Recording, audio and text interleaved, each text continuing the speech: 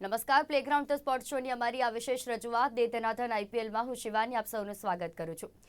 ગઈકાલે મેચ પરથી એમ કહી શકાય કે આઈપીએલમાં હવે રંગે ચંગે મેચ રમાઈ રહી છે અને હવે આઈપીએલનો ખરો જંગ જામ્યો છે. જે રીતે બે ટીમો એટલે કે મુંબઈ ઇન્ડિયન્સ અને રોયલ ચેલેન્જર બેંગલુરુ વચ્ચે વાનખેડે સ્ટેડિયમ પર મેચ રમાઈ, પ્રેક્ષકોને ત્યાં ઉપસ્થિત પ્રેક્ષકોને ચોક્કસ પ્રકારે આ મેચ ખૂબ જ ગમી હશે, કારણ કે જે રીતે ચોગ્ગા છગ્ગાની અને પૈસા વસૂલ આ મેચ હતી, ચોગ્ગા છગ્ગાની રમઝટ જોવા મળી, બોલરનો તરખાટ જોવા મળ્યો અને જે રીતે એક પછી એક વિકેટો ઝડપાઈ છે.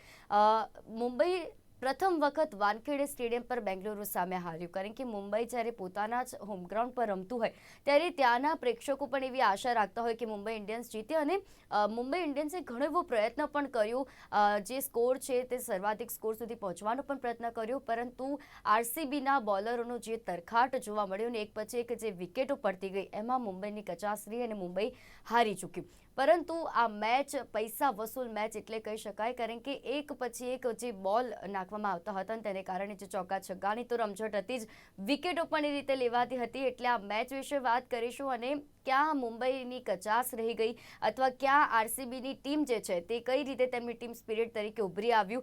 એક કેપ્ટન તરીકે મહત્વની ભૂમિકા પાટીદારે ભજવી અને તેમણે ના ફક્ત કેપ્ટન્સી નિભાવી પરંતુ ગ્રાઉન્ડ ઉપર પણ તેમનું પરફોર્મન્સ જોવા મળ્યું. વિરાટ કોહલીનું પણ પરફોર્મન્સ ગઈકાલની મેચમાં આપણને જોરદાર જોવા મળ્યું. તો આ તમામ વિશે આજે આપણે વાત કરીશું અને આપણી સાથે ચર્ચામાં જોડાઈ ચૂક્યા છે અમારા સ્પોર્ટ્સ એક્સપર્ટ અશોક મિસ્ત્રી. અશોકજી, સ્વાગત છે આપનું કાર્યક્રમમાં.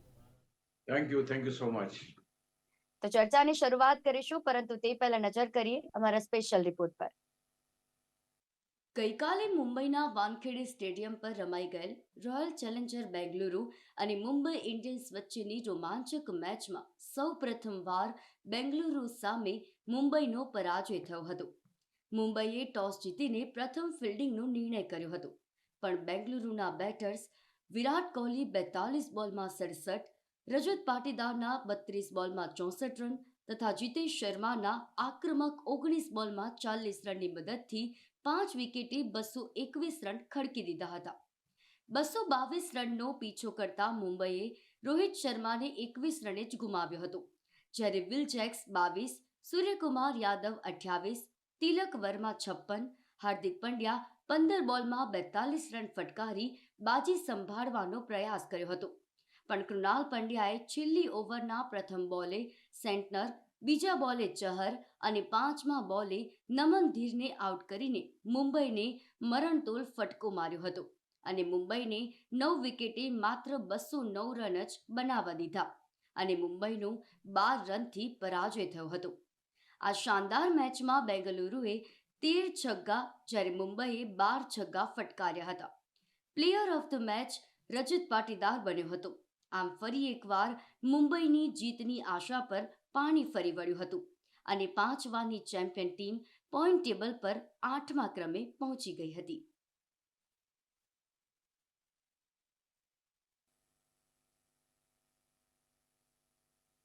તો બિલકુલ આ મેચ વિશે વાત કરીશું જે મુંબઈ ઇન્ડિયન્સ અને રોયલ ચેલેન્જર બેંગલુરુ વચ્ચે રમાઈ. અશોકજી, ગઈકાલની જે મેચ વાનખેડે સ્ટેડિયમ પર રમાઈ, કેવી રહી બેંગલુરુ અને મુંબઈની મેચ? ચોગ્ગા છગ્ગાની ધમાલ અને રોમાંચક રહી કે નહીં? કારણ કે ખાસ કરીને જે રીતે ગઈકાલની આ મેચ જોવા મળી, હાઈ પ્રોફાઇલ મેચ હતી.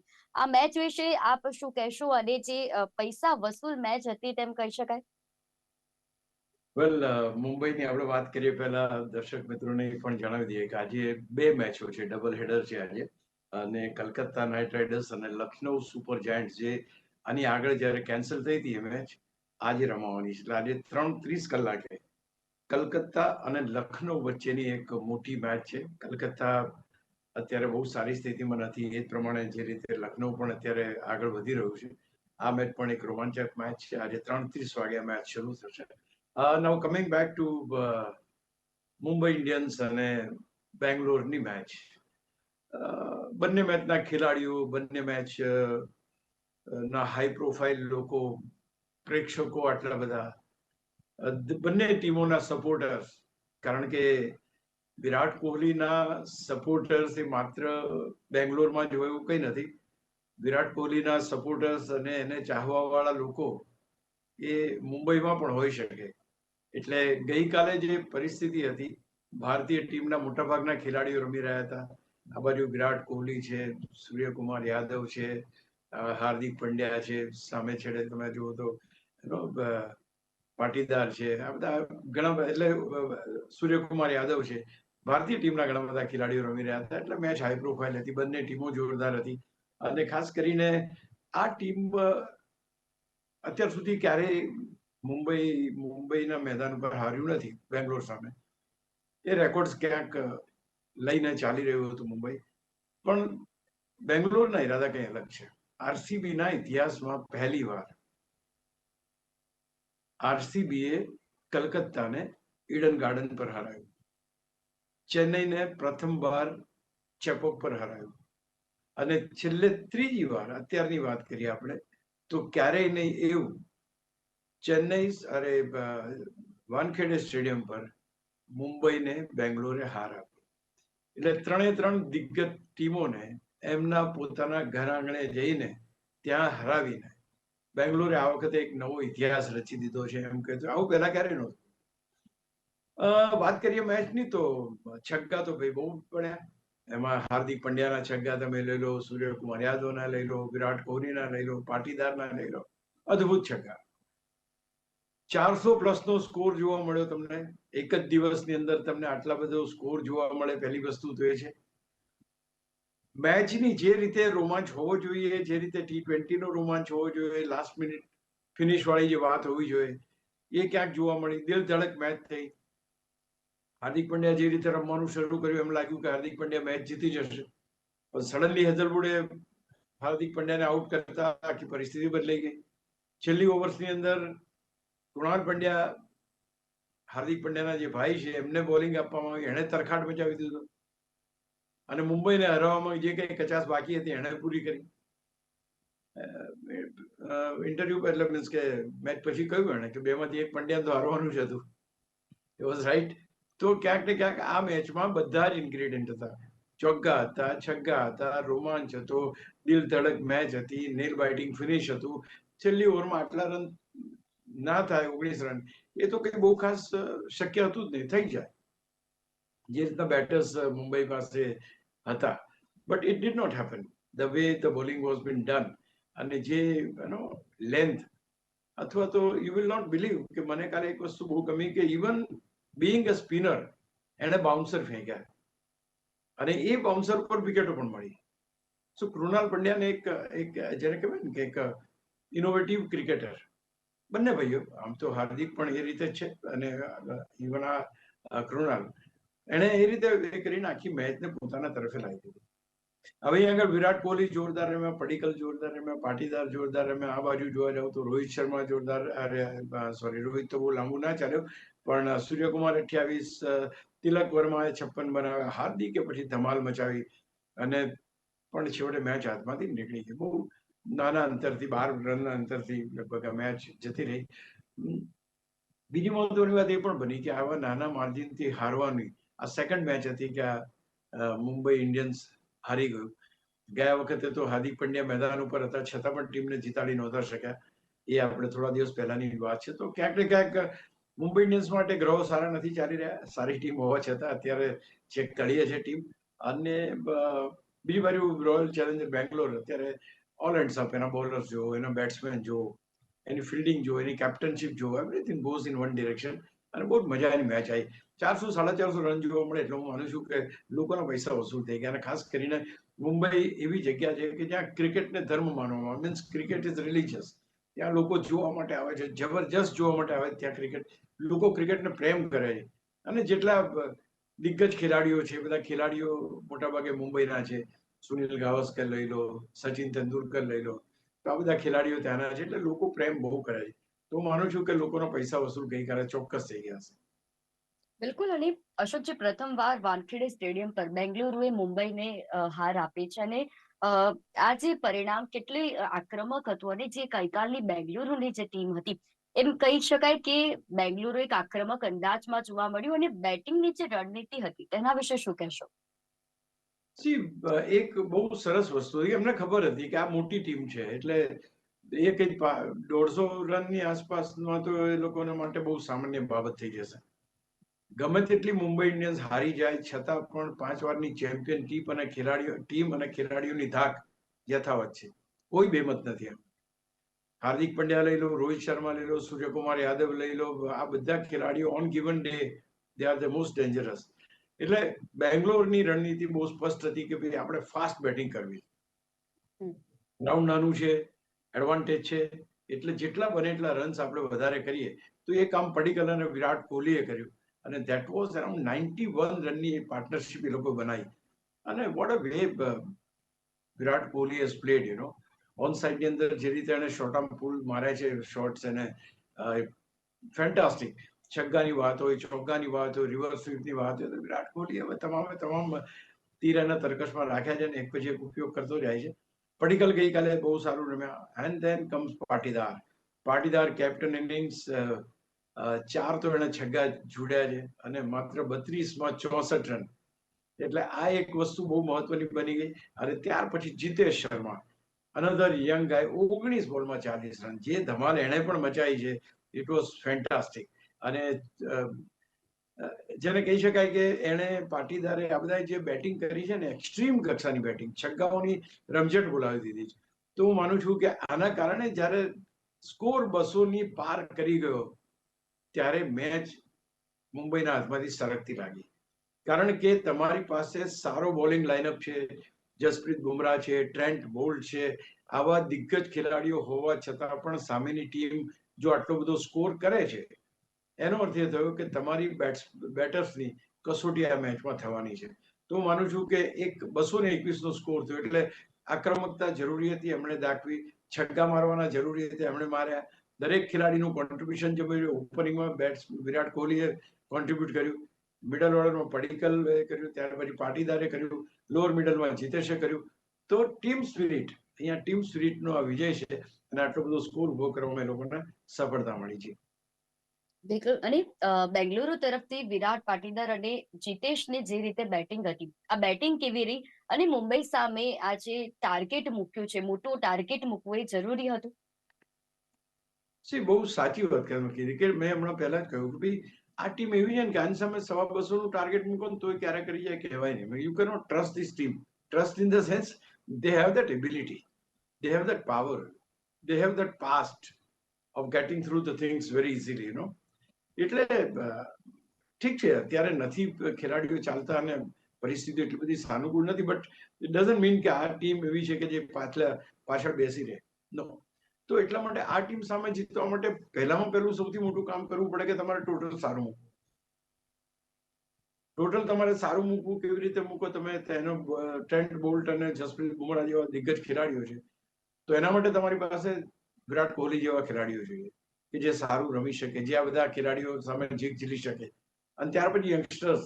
અહીંયા બહુ સરસ વાત એ પણ થઈ રહી છે, આરસીબીને આપણે ઘણી વાર કહીએ છીએ કે ભાઈ આઈપીએલ ને ટકાવ્યું હોય તો હવે માત્ર વિરાટ, રોહિત અને ધોનીના નામ પર આઈપીએલ નહીં ટકે. યુવા ખેલાડીઓએ લીડ લેવો પડશે. હું કહીશ કે બેંગ્લોર એક એવી ટીમ છે કે જેમાં યુવા ખેલાડીઓને પોતાની ટેલેન્ટ બતાવવાની તક મળી છે કે જે ભવિષ્યમાં આઈપીએલના આક્રમક મિજાજને યથાવત રાખી શકે. જે રીતે પડીકલ રમ્યા છે, જે રીતે પાટીદાર રમ્યા છે, જે રીતે જીતેશ રમ્યા છે, they gives a good insight about the coming days, કે જ્યારે આ 3-4 ખેલાડીઓ નહીં હોય તો લોકોને સ્ટેડિયમ સુધી ખેંચીને લાવવા માટે આ બધા યુવા ખેલાડીઓ તૈયાર થઈ જાય 2-3 વર્ષમાં અને એમને જોવા માટે લોકો મેદાન પર આવે. એ શરૂઆત ક્યાંક મારી દ્રષ્ટિએ બેંગ્લોરે ચોક્કસ કરી છે. અને એના ખેલાડીઓ, તમારી પાસે આ બાજુ સૂર્યકુમાર યાદવ છે, હાર્દિક પંડ્યા છે, all this they have to hold the fort after આ જે મેં કહ્યા દિગ્ગજ નામો કે જેની બેટિંગ જોવા લોકો આવે છે. કાલે શું માનો છો,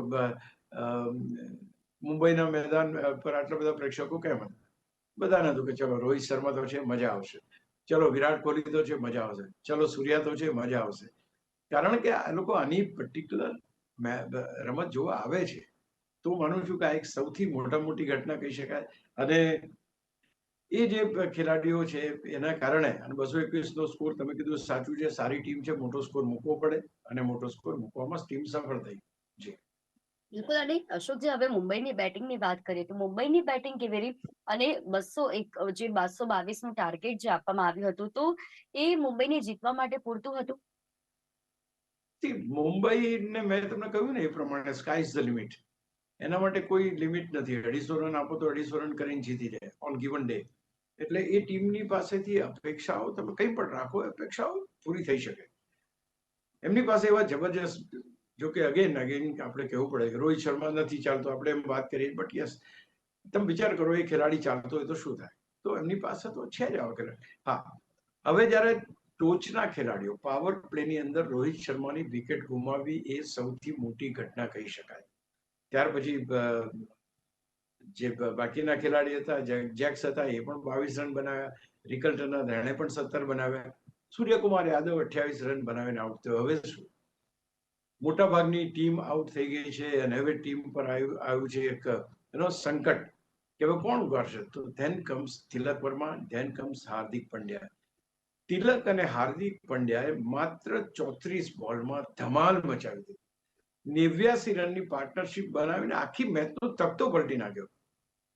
એટલી જબરજસ્ત, એટલી આક્રમક ને એટલી સારી એ લોકોએ ક્રિકેટિંગ ગેમ રમ્યા કે they have made this match very easy. એમ લાગ્યું કે આ તો હવે થઈ જશે. આ એક સૌથી મહત્વની બાબત હતી કે ભાઈ એ મેચ છોડવા માંગતા નહોતા. ત્યાર પછી ખેર એના આઉટ થયા પછીની જે સ્થિતિ છે એ અલગ થઈ ગઈ. જ્યાં સુધી હાર્દિક પંડ્યા મેદાન ઉપર ઉભા હતા ત્યાં સુધી, 19મી ઓવરના પહેલા બોલે હેઝલવુડના બોલે આઉટ થયા ત્યાં સુધી મુંબઈ જીતી જશે એવી તમામે તમામ શક્યતાઓ પ્રિવેલ કરતી હતી. પણ પરિસ્થિતિ બદલાઈ ગઈ એમના આઉટ થયા પછી. એટલે ડેફિનેટ વાત છે, એક જોરદાર મેચ છેક સુધી લઈ ગયા મેચને. છેલ્લી ઓવરમાં 19 રન ના થાય એવું હતું નહીં. બધી જ પરિસ્થિતિઓ સાનુકૂળ હતી, પણ નહોતી તો એક પરિસ્થિતિઓ નહોતી કે હાર્દિક પંડ્યા આઉટ થઈ ગયા. હાર્દિક પંડ્યાની મહત્વની વિકેટ હેઝલવુડે લઈને બેંગ્લોરને જીત અપાવી દીધી એમ કહીએ તો ચાલે. અને ત્યાર પછી તમે જુઓ છેલ્લી ઓવર કોને આપે છે ટીમ? કૃણાલ પંડ્યાને. બધાને આશ્ચર્ય હતું કૃણાલ પંડ્યા છેલ્લી ઓવર નાખશે. એન્ડ હી પ્રૂવડ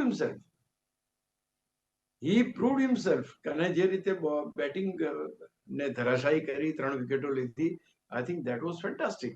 આ અનબિલીવેબલ વસ્તુ હતી છેલ્લી ઓવરમાં બધી ઘટના.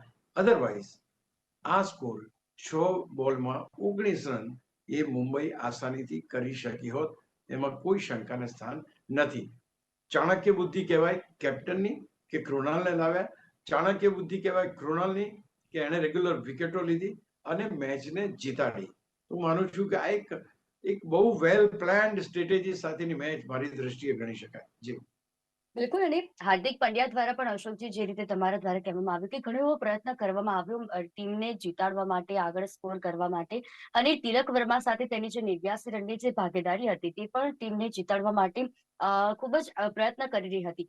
પરંતુ હાર્દિક પંડ્યા જે ક્રુશિયલ ટાઈમમાં આઉટ થયો અને જે હેઝલવુડે તેને આઉટ કર્યો, તો આ મેચનો ટર્નિંગ પોઈન્ટ માનવામાં આવે.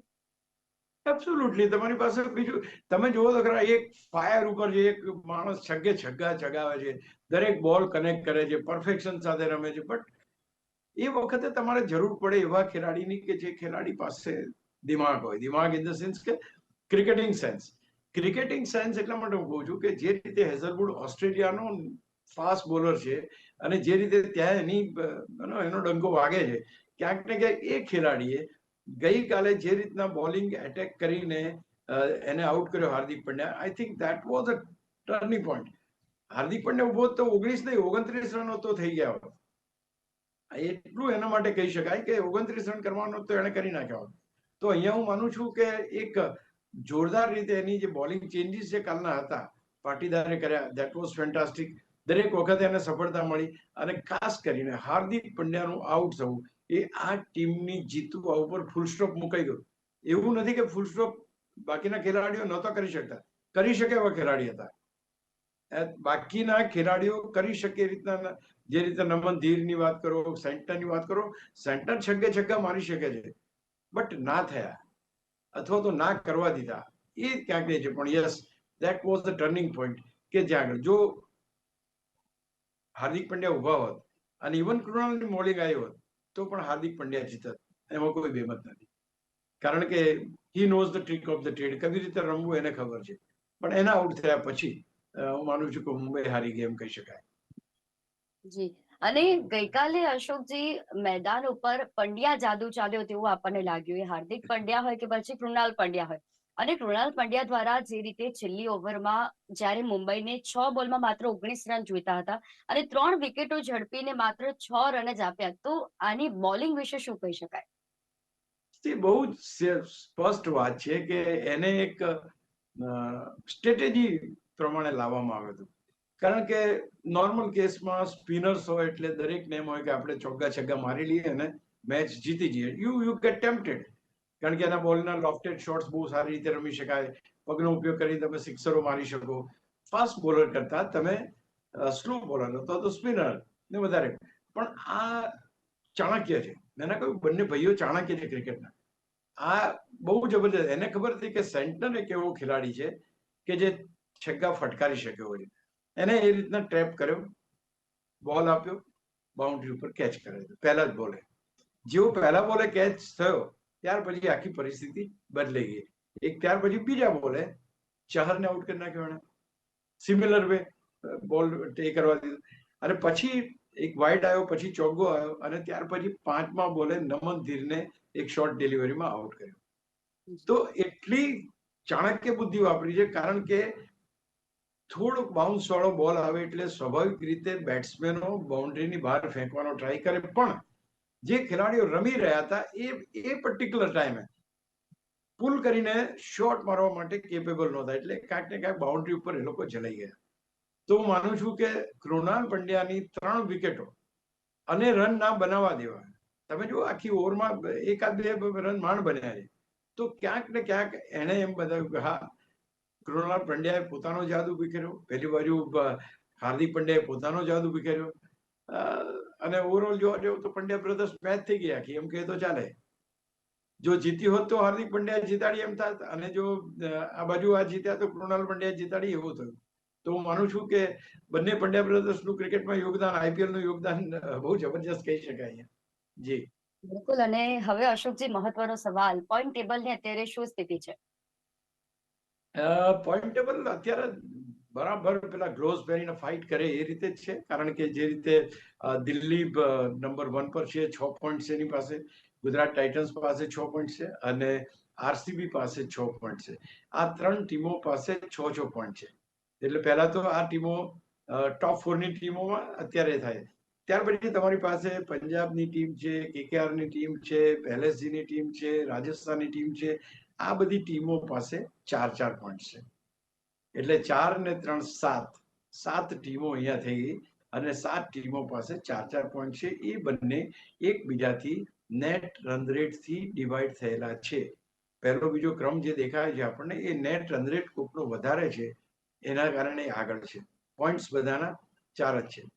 ત્યાર પછી જે છે ટીમો, એ આરસીબીની ટીમો છે,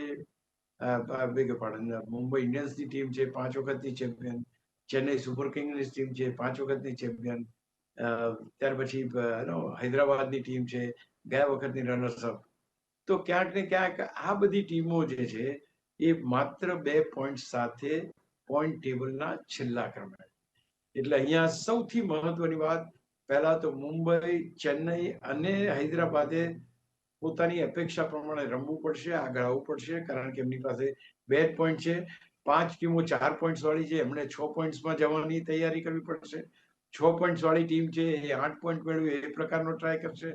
એટલું ઘમાસાણ છે. 1 કે 2 મેચો આમ તેમ થવાથી આ પોઈન્ટ ટેબલ પર ઉથલપાથલ થઈ શકે છે. પણ એઝ ઓન ધીસ ટાઈમ અત્યારે તમારી પાસે દિલ્હી કન્સિસ્ટન્ટ તમામ મેચો જીતવાનું પરફોર્મન્સ એમણે કર્યું છે. ત્યાર પછી તમારી પાસે ગુજરાત ટાઇટન્સની ટીમ આવી, 4માંથી 3 મેચો જીતી છે એટલે 6 પોઈન્ટ ઉપર છે. અને ગઈકાલે આરસીબીએ જે કમાલ કર્યો એ ત્રીજા ક્રમે છે. એને પણ એ જ પ્રમાણેની સ્થિતિ છે કે 3 મેચો જે છે એ 3 મેચો જીતી છે, 4માંથી 1 મેચમાં એની હાર થઈ હતી. એટલે ઘમાસાણ ચાલુ છે. Mumbai Indians, Chennai super Kings અને એસઆર હૈદરાબાદની ટીમોને ઓછી આંકવાની કોઈ જરૂર નથી. હજુ ઘણી બધી મેચો બાકી છે, 14 મેચો રમાવાની છે. હજુ પરત ફરી શકે છે, એ આપણે વિશ્વાસ રાખવો રહ્યો. બિલકુલ, ચોક્કસથી અશોકજી. અને આઈપીએલ છે અને આઈપીએલમાં કશું પણ થઈ શકે છે. અને જે રીતે તમામ મેચો અત્યારે રમાઈ રહી છે, કોઈ પણ ટીમને ઓછી ના આંકી શકાય ને જે રીતે તમામ અત્યારે ખેલાડીઓ પ્રદર્શન કરી રહ્યા છે, આશા રાખીએ આવી જ રીતે આઈપીએલમાં ચોગ્ગા છગ્ગાની રમઝટ જોવા મળે અને રોમાંચક મેચ આપણને જોવા મળે. અશોકજી, આપ અમારી સાથે વિશેષ ચર્ચામાં જોડાયા તે બદલ આપનો આભાર.